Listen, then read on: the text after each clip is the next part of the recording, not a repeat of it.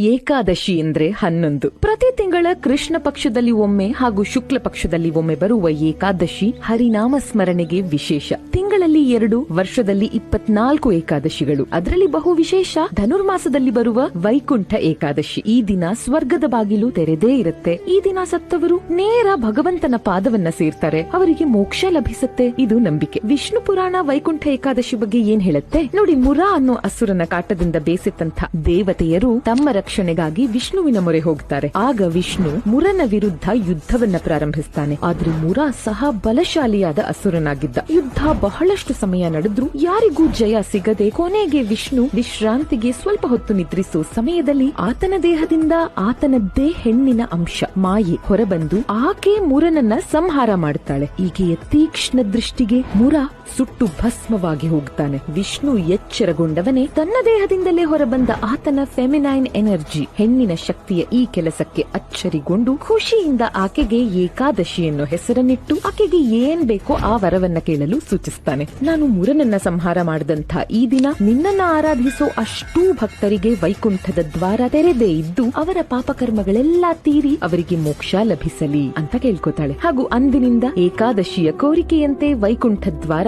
ಸರ್ವರಿಗೂ ತೆರೆದಿರೋ ಈ ದಿನ ವೈಕುಂಠ ಏಕಾದಶಿ ಆಯಿತು. Download ShareChat.